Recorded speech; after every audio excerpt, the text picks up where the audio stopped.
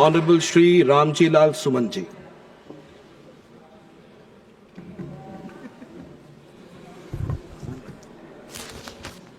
सभापति जी धन्यवाद। मैं सबसे पहले राष्ट्रीय गीत वंदे मातरम को प्रणाम करता हूं, सलाम करता हूं। ये हमारे राष्ट्रीय आंदोलन का गीत है और उस पर सरकार भारतीय जनता पार्टी द्वारा चर्चा कराए जाने का जो मुझे मकसद समझ में आता है सभापति जी, वो ये है कि देश की संविधान सभा ने इस गाने को, इस गीत को स्वीकार किया था रविन्द्रनाथ टैगोर जी की प्रेरणा से। और उसमें 14 अगस्त 1947 को रात के 11 बजे डॉक्टर राजेंद्र प्रसाद जी की अध्यक्षता में कमेटी बनी थी, जिसमें के मुंशी थे, डॉक्टर अम्बेडकर थे। फिर सलाह मशविरा किया गया रविन्द्रनाथ टैगोर जी से, और तब जाकर के इस राष्ट्रीय गीत को अंतिम रूप दिया गया। सभापति जी, इस बहस का जो लब्बो लबाब है, मतलब है वो ये है कि इसके शुरू के 2 छंद हैं, सुजलम सुफलम, और इसके बाद जो इसमें है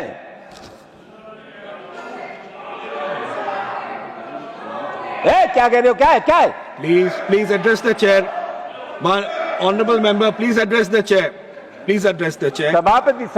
सभापति जी, ये हर समय इनके दिमाग में हिंदू और मुसलमान के अलावा कोई कुछ नहीं। ये हमारे देश का जो धर्मनिरपेक्ष चरित्र है, उसके चलते संविधान सभा ने इस राष्ट्रीय गीत को स्वीकार किया था। सभापति जी, कांग्रेस के राष्ट्रीय अधिवेशनों में यह गीत गाया जाता था।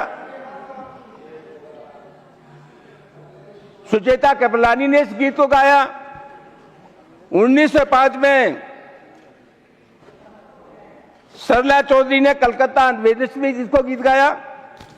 और अध्यक्ष महोदय, 1905 में वंदे मातरम नाम से एक अखबार शुरू किया था लाला लाजपत राय ने। इनको बुखार आ जाएगा, वो अखबार उर्दू में था, आप तो जानते ही नहीं कुछ।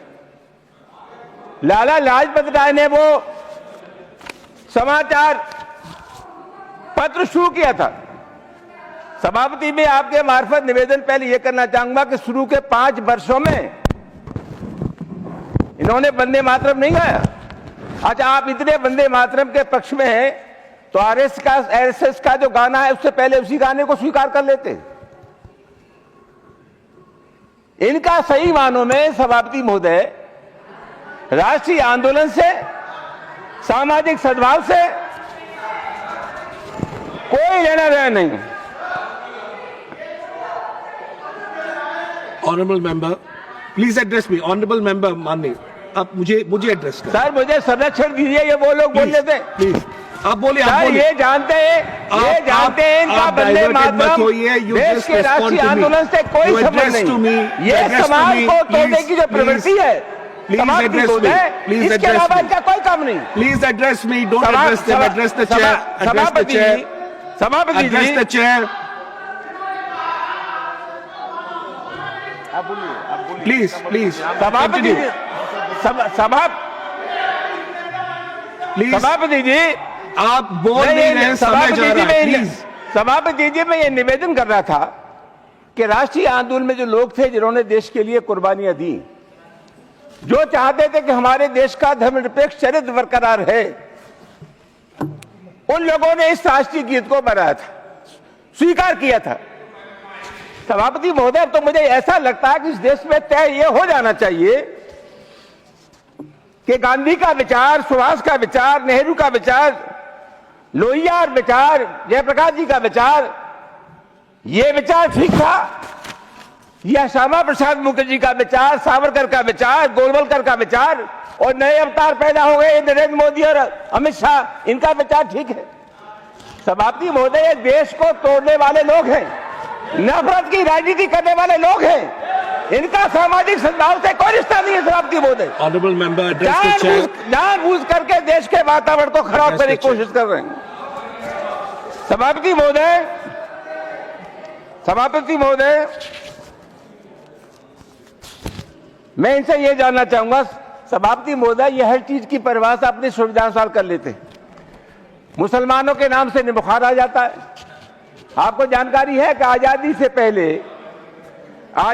पहले इस देश में जो विधानसभाओं के चुनाव हुए थे, उनमें 3 प्रांत थे, बंगाल, सिंध, उत्तर पश्चिम प्रांत। और आपने उस समय ये आरएसएस तो था नहीं, 1925 में आरएसएस बना। Please address the chair. Hindu Mahasabha थी सभापति महोदय। मुस्लिम लीग ने हिंदू महासभा के साथ मिलकर के सरकार बनाई।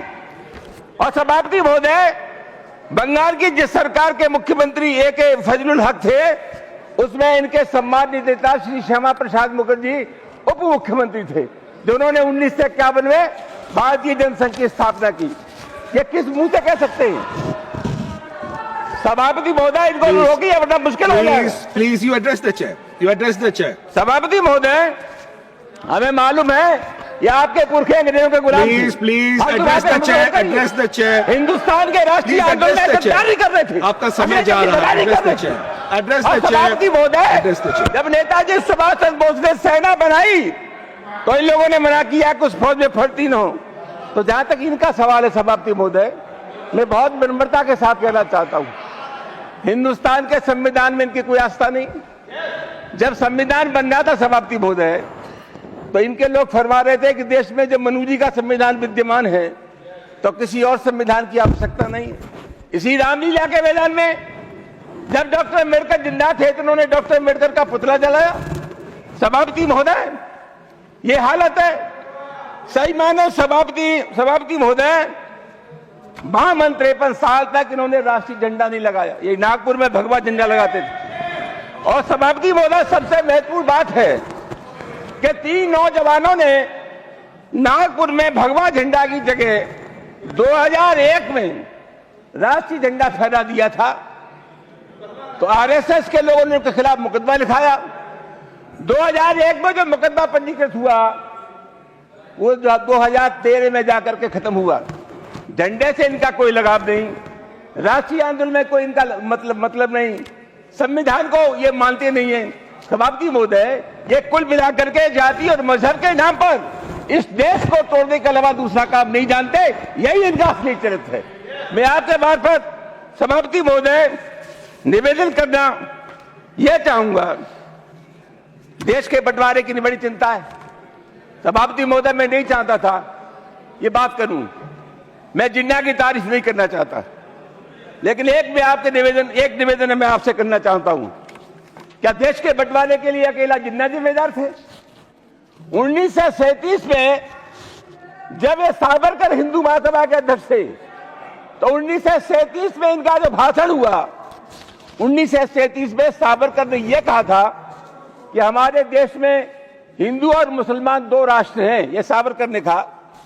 जिन्ना ने तो 1940 में मुस्लिम लीग के कॉन्फ्रेंस में लाहौर में कहा था, बात की थी बंटवारे की। और डॉक्टर अम्बेडकर ने कहा, सभापति महोदय, कि वैचारिक दृष्टि से अलगाव हो सकता है जिन्ना में और सावरकर में, लेकिन देश के बंटवारे के सवाल पर दोनों एक हैं।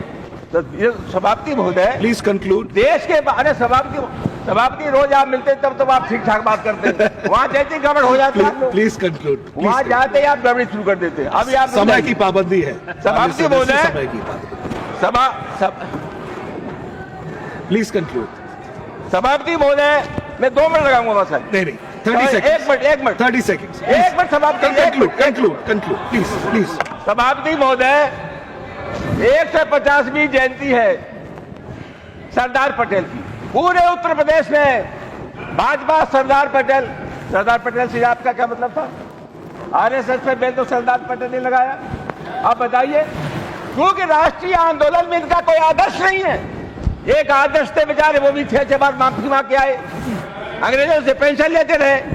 तो राष्ट्रीय आंदोलन में इनका कोई आदर्श नहीं है सभापति महोदय। Thank you. इसलिए ये जानबूझ करके उनके सीधे हाथ पैर मारने की कोशिश कर रहे हैं। अंत में सभापति महोदय, मैं आपसे एक ही निवेदन करना चाहूंगा कोई भी बहस हो, जनजीवन से जुड़े हुए मुद्दे हैं, उनसे इनका कोई सरोकार नहीं है।